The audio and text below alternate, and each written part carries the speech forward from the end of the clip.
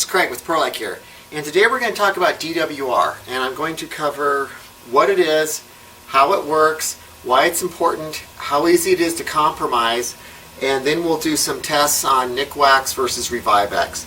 DWR stands for Durable Water Repellent, and it's the treatment that manufacturers put on the outside of the garment or clothing that you're wearing. It's your first line of defense against moisture. Even if you have a hard shell like I have here, your DWR gives you the bulk of your primary water resistance. And I've put some water on each one of these just so you can see how it's working. We'll give you some close-ups of that.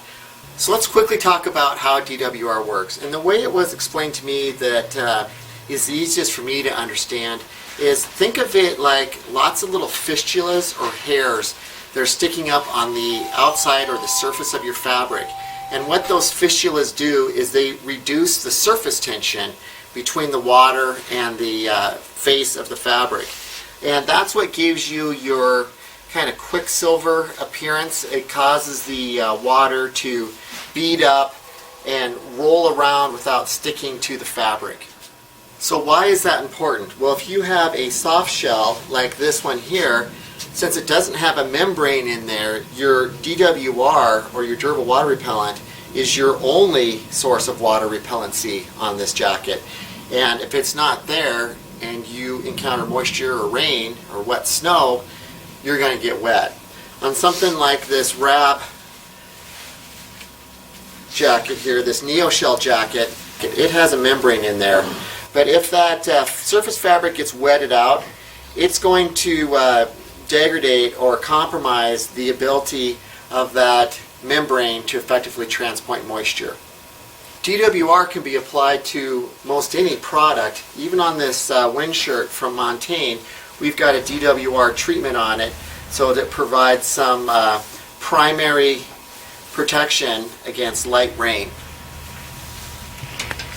Now sometimes you don't want things to be treated with DWR. Here I have a Rab Boreas pullover, and this jacket or this pullover does not have any DWR on it because we want it to wick moisture and dry out really rapidly.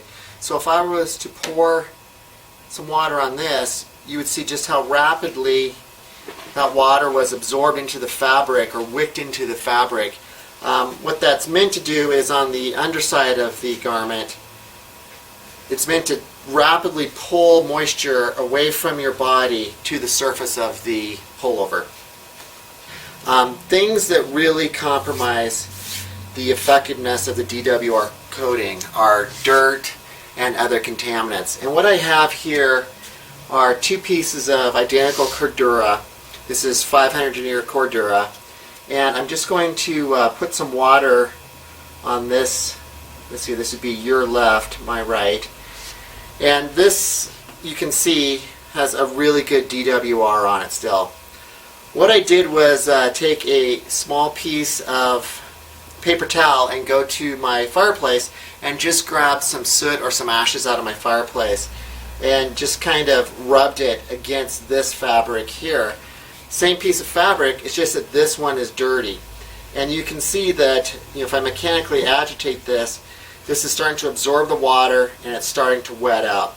The reason is that dirt or other contaminants, if you recall we talked about how this works is it's fistulas or little hairs, it either plugs up the areas between those fistulas, creating additional adhesion between the water to the fabric, or it causes those fistulas or hairs to bend over.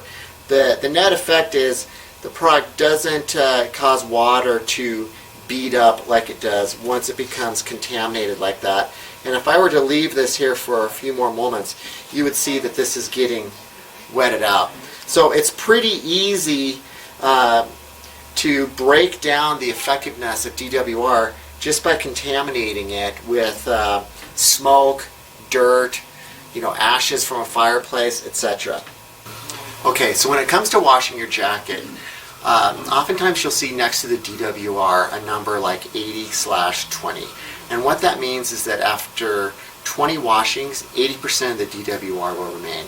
That's kind of a laboratory-based measurement.